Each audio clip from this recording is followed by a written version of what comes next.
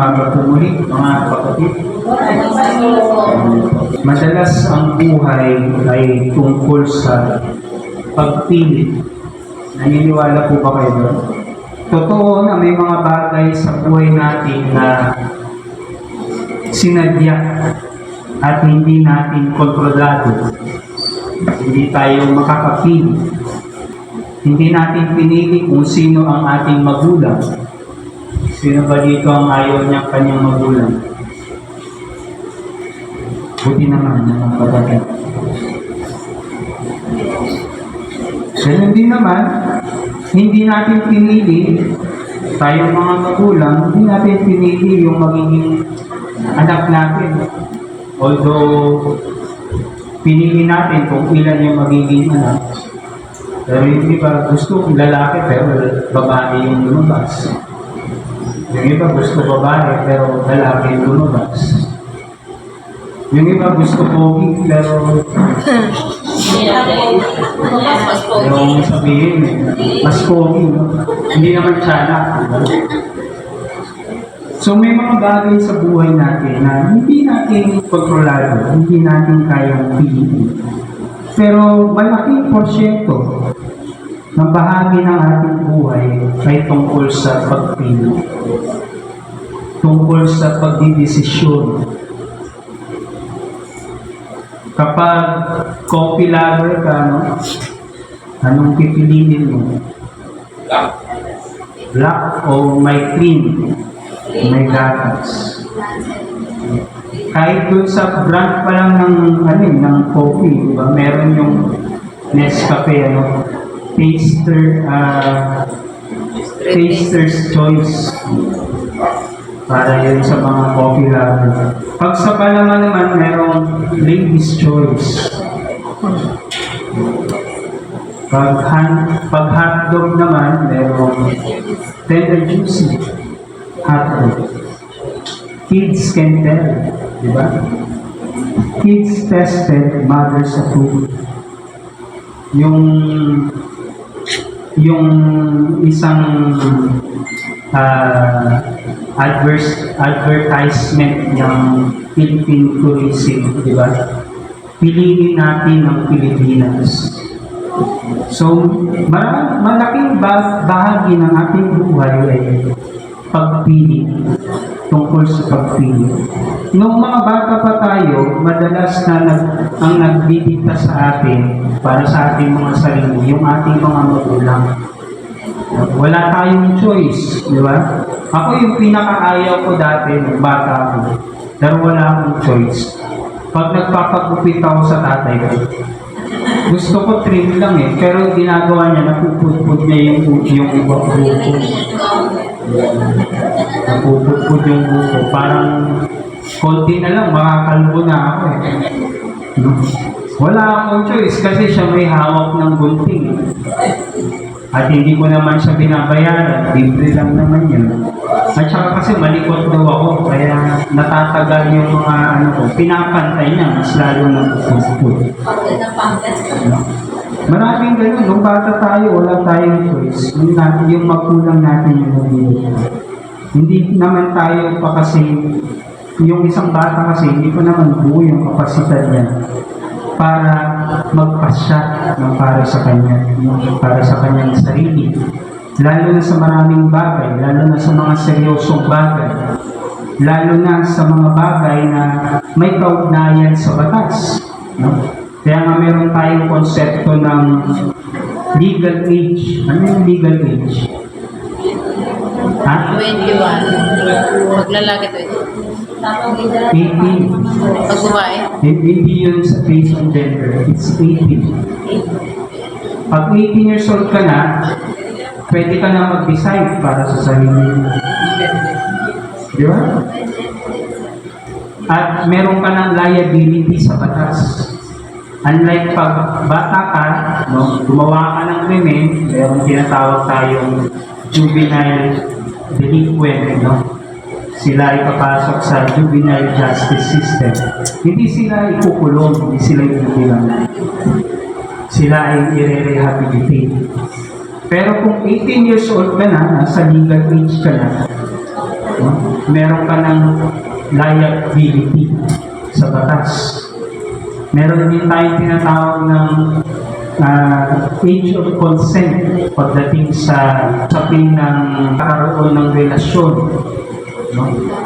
Para hektahan yung mga kabataan pagdating sa mga usaping legal patungkol sa sex. Yung age of consent is 16, dati 12 yan.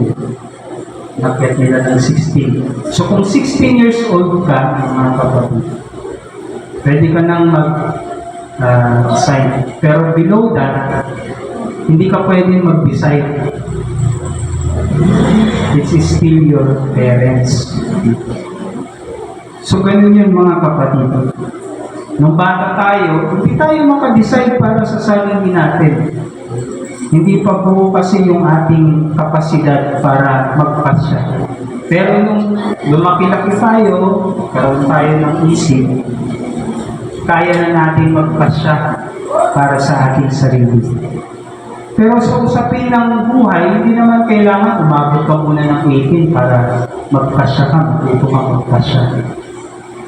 Kahit bata ka pa, kahit wala ka pa sa 18, dapat tinuturuan mo na yung sarili mong magpasya. Anong susuotin mo bukas? Tatanungin mo ba sa nanay mo, sa tatay mo? Di ba? Kailangan matuto tayong magpasya. Kasi ang buhay natin, malaking bahagi nito ay pagpili, pagpapasya. Madalas tayong pumipili. Pinipili natin kung sino ang ating kakaibiganin. Pinipili natin kung anong damit ang gusto natin suotin. Kahit sa pagkain, mapili tayo. Sino nang mapili dito sa pagkain? Ayaw ng gulay. Ayaw ng hotdog, gusto okra. Sana balik ka din. Madalas, kung ano yung hinahanap ng ating panlasa, yun yung gusto natin. Pumapasok tayo sa trabaho, pagpapasok tayo sa trabaho, kaya sa eskwela, pinipili natin kung ano yung sasakyan natin. Pinipili ba natin? Hindi, wala tayong option. Tricycle lang. May option ba kayong mag-helicopter? Usually public transport. Kung jeep lang yung dumadaan sa biyahe niyo, jeep lang masasakyan. Mayroong mga ruta na wala talagang public transport. Kailangan mo mag-grab kaya angkas. Sa ating buhay, madalas tayong pumili. Ganun din sa ating buhay pananampalataya at paglilingkod. Umaharap din tayo sa pagpili o pagdidesisyon. Naalala niyo yung mensahe ni Pastor Pao ng last Sunday tungkol sa ano yung tatlong Pagbangon. pagbangon, pagpapatuloy, Pagbangon. Anong sinabi niya doon sa pagbangon? Kusa bang nangyayari yun? Hindi. Mamili ka. It's our choice. Kailangan nating piliin bumangon. Kaya nga may tanong sa Patalastas ito, para saan ka bumabangon? Bumabangon ako sa aking crush. Diba? Para saan ka bumabangon? Minsan kahit na maaga ka ng magising, alas 6, pero gusto mo pang humiga, magpagulong-gulong doon sa higaan. Choice yun.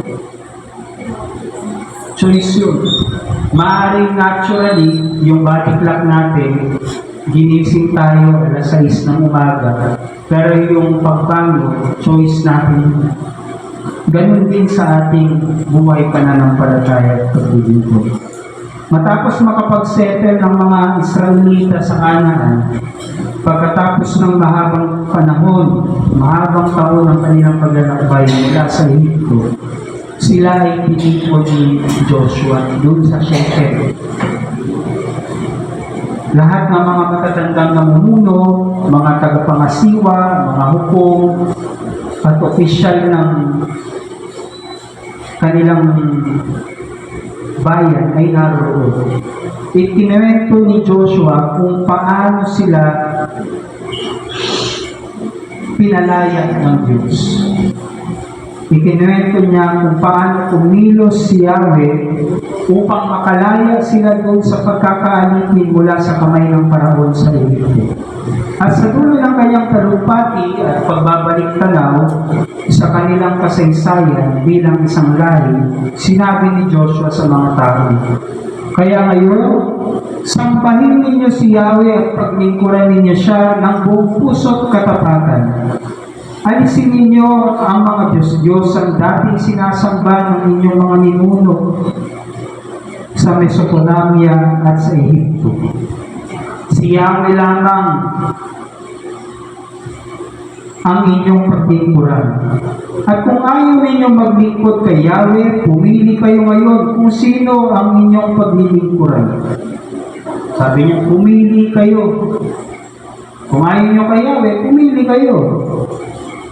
Doon ba sa mga Diyos na pinaglilingkuran ng inyong mga ninuno doon sa Mesopotamia? O kaya yung mga Diyos ng mga sinasamba ng mga tao dito, ng mga Amoreo na sinasamba doon sa kanilang lupain na pinatitirahan. Ang hamon ni Joshua sa kanyang mga kababayan ay sumamba at maglingkod. Kanino sasamba? Kanino maglilingkod? Sabi ni Joshua, sambahin ninyo si Yahweh at paglingkuran ninyo siya ng buong puso't katapatan. Si Yahweh. Ipinaalala muna ni Joshua yung paano kumilos si Yahweh sa kanilang buwan, paano sila pinalaya. Nung nagdiwang tayo ng 39th anniversary last Sunday, sinariwa natin yung mga alaala ng kapatid. Marami sa atin, narinig ko na nung nagsisimula pa lang yung iglesia. Marami sa atin nakakalam yung mga pinagdaanan ng simbahan. Pero marami rin sa atin nakakalam kung paano pinatnubayan ng Diyos ang ating iglesia sa kabila ng maraming hamon. At ang hamon sa atin, piliin natin kung sino ang ating sasambahin at paglilingkuran. Importante na kung sasambahin natin ang Diyos, dapat paglingkuran din natin siya ng buong puso at katapatan. Kaya nga ang unang utos na binigay ng Diyos kay Moises ay, you shall not have no other gods before me. Hindi niya sinabi, o sige, may option ka na sumamba rin sa ibang Diyos-Diyosan maliban sa akin. Walang ganun. Ang sinabi niya, you shall have no other gods before me. Wala tayong dapat ibang sambahin kundi ang Diyos lamang. At siya lamang ang dapat paglingkuran. Pero hindi ibig sabihin ng mga kapatid, wala tayong choice sa. Kaya nga ang tanong ni Joshua, kung hindi si Yahweh, sige, mamili kayo kung sinong Diyos ang gusto niyang sambahin. Diba? Gusto niyo ba yung mga anito? Gusto niyo gumawa kayo ng sarili niyong Diyos? Gusto niyo si Kibuloy? Sumamba kayo doon. It's your choice. Kung ayaw niyong maniwala sa Diyos, it's your choice. Pero pansinin niyo yung sinabi ni Joshua dito. Hindi pwedeng paghiwalayin ang pagsamba at paglilingkod. Sabi ni Joshua, sambahin ninyo si Yahweh.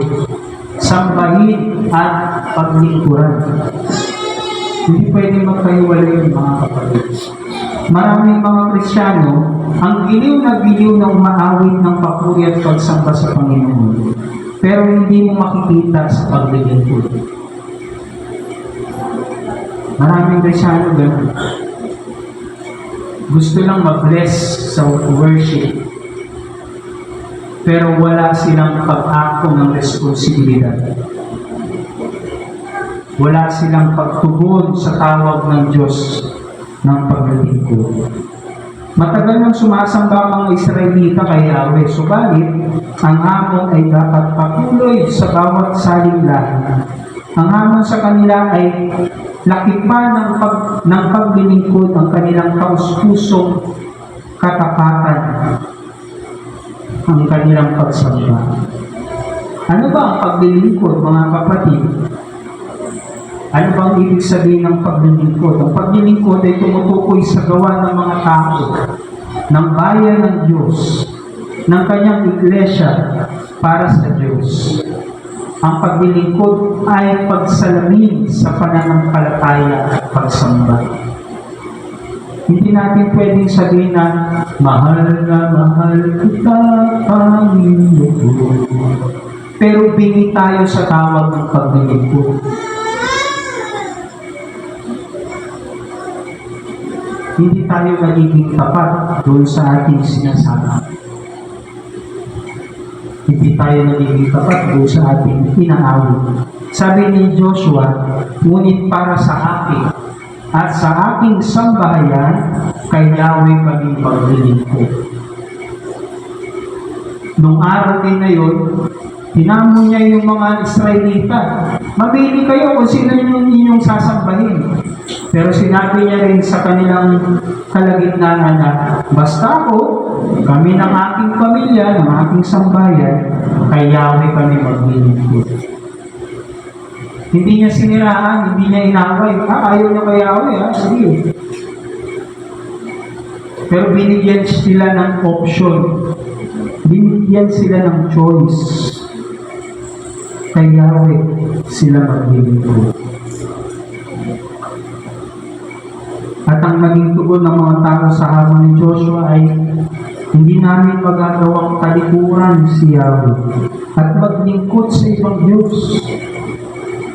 Pagkatapos ng marami niyang ginawang kababalaghan doon sa Egypto na aming nasaksihan, yung kanyang pagbibigay sa amin ng pagkain, yung kanyang paggabay, at ngayon, nandito na kami doon sa lupang kanyang pinangako para sa amin. Walang ibang Diyos na dapat kami pilingin kundi si Yahweh. Kaya kay Yahweh rin kami maglilingkod sapagkat siya ang aming Diyos. Pinili ng mga Israelita na sambahin at paglingkuran si Yahweh. Sa kabila ng katotohanan na ang kanilang mga ninuno ay sumasamba sa ibang Diyos. Doon sa Mesopotamia, doon sa Egypto. At marami sa kanila, siguro alam ni Joshua na marami sa kanila, sumasamba pa rin sa mga Diyos-Diyosan sa mga panahon na yun. Kaya hinamon sila ni Joshua. Pero ang tuon nila, kay Yahweh kami maglilingkod. Kay Yahweh kami magsasamba. Kaya dapat ang pagsamba natin, mga kapatid, sa Diyos ay hindi dahil dikta ng ating magulang. Mga magulang, huwag niyong diktahan ng inyong mga anak. Lalo na kung nasa legal age na sila at meron na silang kakayanan magpasya ng kanilang sarili. Hayaan nilang hanapin yung kanilang landas sa buhay. Kung nakita nila na maganda yung pananampalatayang pinamana nyo sa kanila, sila isang loob, lalapit sa Diyos, mag-aalay ng sarili para sa paglilingkod. Hindi dapat dinidikta sa atin ng ibang tao yung ating pagpapasya. Kung sino yung paglilingkuran natin, kung sino yung sasambahin natin, dapat yung ating sarili. Sama-sama ang tuboy ng bayan ng Diyos. Sasamba at maglilingkod kami sa Diyos. The people's choice is to worship and work for God. Si Jesus ay may kaparehong hamon sa pagkakataon ito para sa kanyang mga alagad. Kung sila ba'y mananatili sa kanya at susunod, pinatutuhanan kasi ni Jesus na siya ang tinapay ng buhay na bumaba sa langit. Siya daw ang isinugo ng kanyang ama na nasa langit para sa sangkatauhan. Ang matapang niyang pahayag, siya ang tinapay ng buhay. Ang kumakain sa aking laman, sabi ni Jesus, ay hindi na magugutom. Ang umiinom sa aking dugo ay hindi na mauuhaw kailanman. At dahil sa matapang na patutuo na ito ni Jesus, maraming nagtaasan ng kilay. Maraming nag-question sa kanyang mga sinasabi. Maraming sa kanila nagbulong-bulungan habang nandoon sa sinagoga. Hindi nila mapaniwalaan si Jesus. Bakit? Kasi kilala nila si Jesus eh. Kilala nila yung magulang ni Jesus. Kilala nila yung mga kapatid ni Jesus. Paano sasabihin niya na mula siya sa langit? Eh, ang tatay niya si Jose. Nanay niya si Maria. Dahil doon, maraming tagasunod ni Jesus ang tumalikod sa kanya at hindi na sumama sa kanya. Kaya yung tinanong niya yung 12, kanyang 12 alagad, ang tanong niya, kayo, gusto niyo rin bang umalis? Gusto niyo na rin ba akong iwan? Parang nagsisenti doon si Jesus eh. Habang nagsisenti siya, insert yung music, ikakasal ka na, ay ba? Iiwan na ako. Pinapipili niya rin yung mga alagad niya. Maniniwala ba kayo sa aking sinasabi? Mag-i-stay pa rin ba kayo? Kung hindi nyo kayang paniwalaan yung sinasabi ko, parang sinasabi ni Jesus, hindi umalis kayo, huwag na kayo sumunod sa akin. Kasi paano nyo paniniwalaan? Kung hindi nyo papaniwalaan yung sinasabi ko, paano nyo papaniwalaan pag nakita nyo na yung tao, yung anak ng tao na umakyat ulit at bumalik dun sa kanyang pinaroroonan. Nang hindi maunawaan ng mga tagapakinig ni Jesus ang kanyang turo, umalis sila. Kahit ang tawag nila sa kanilang sarili ay mga tagasunod ni Jesus. Hindi sila nagtanong, hindi sila nag-clarify. Parang ang pinakamadaling gawin ay umalis at mang-iwan. Nakakalungkot na may mga taong ganito, mga kapatid. Hindi lang napagbigyan ng kaibigan, nagtampo na. Dumanas lang ng maliit na problema, nagtampo na sa Diyos. Tanong nila, bakit mo sa akin ito ginawa? Maraming Kristiyano nagpapalipat-lipat ng simbahan. Kasi naghahanap daw sila ng tamang katuruan. Meron ba sa inyong gano'n dito? Marami akong nakilala gano'n. Iba-ibang denomination, iba-ibang simbahan, iba-ibang religion. Hindi kaya ang problema talaga nila ay dahil hindi lang nila lubos maunawaan. Hindi dahil mali yung turo. Baka naman, hindi lang talaga nila lubos maunawaan. Kapag ganun ang nangyari mga kapatid, itatanong sa inyo ng Panginoong Yesus, dahil ba rito ipatalikuran niyo na rin ako? Ang hamon o tanong ni Jesus sa kanyang mga alagad ay hindi para sa kanya, kundi para sa kanila. Ang tugon ni Pedro sa kanya, Panginoon, kanino pa kami pupunta? Nasa sa inyo na ang buhay na walang hanggan. Nasa sa inyo na ang salitang nagbibigay ng buhay na walang hanggan. Naniniwala kami at natitiyak namin na kayo ang banal na mula sa Diyos. Pinili ni Pedro na manatili na alagad ni Jesus. Ang mananampalataya, maging mananampalataya ng Panginoon maglingkod. Ngayon, mga kapatid, kung isa kayo sa mga taong naroon, kinakausap ni Joshua at ni Jesus, ano ang inyong magiging tugon? Ipili ba kayo ng ibang Diyos? Hindi na ba kayo susunod kay Jesus? Kasi hindi nyo mapaniwalaan, hindi maarok ng inyong kaisipan, ang kanyang tinuturo, sinasabi. Sa panibagong taon natin bilang isang iglesia, ang angkol sa atin ay mamili.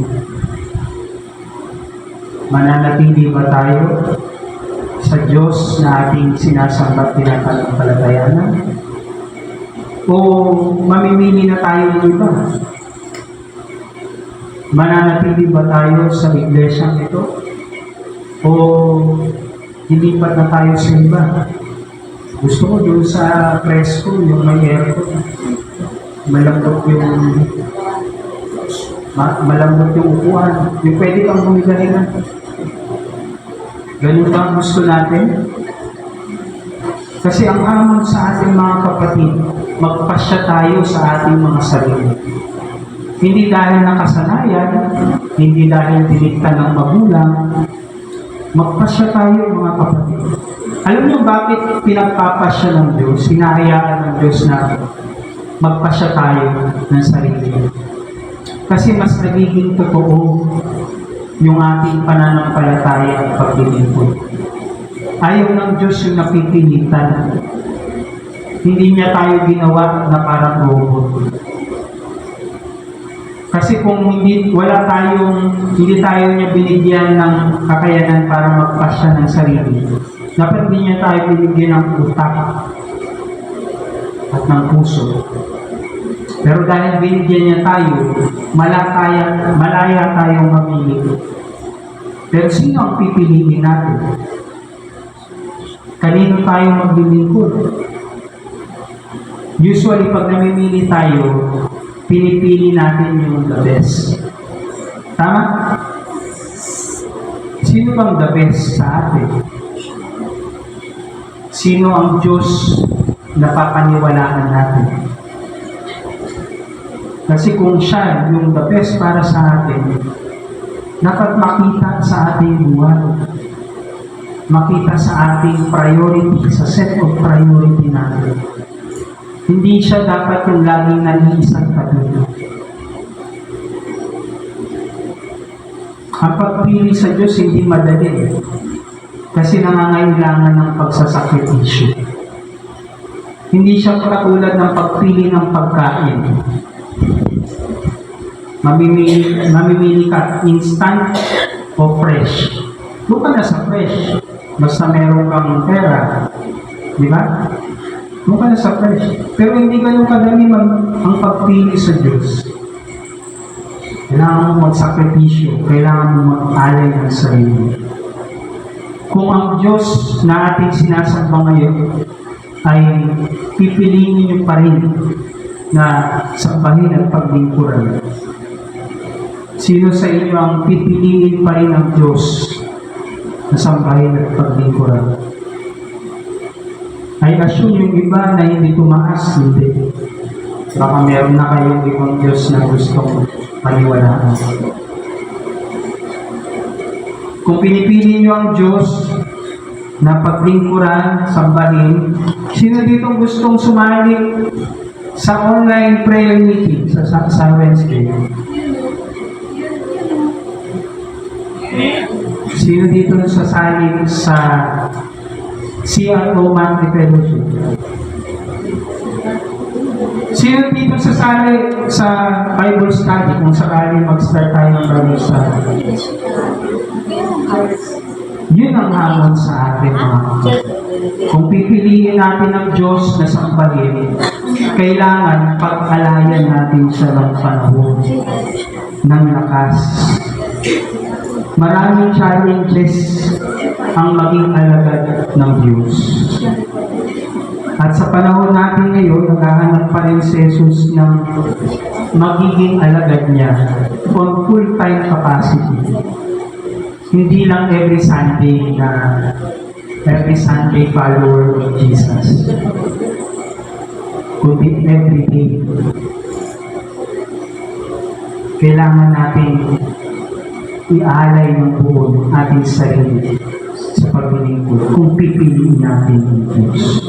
Dalangin ko mga kapatid sa ating kalagitnaan na mayroong magsasabi sa atin, saan ako pupunta, Panginoon? Nasa inyo na ang salita ng buhay.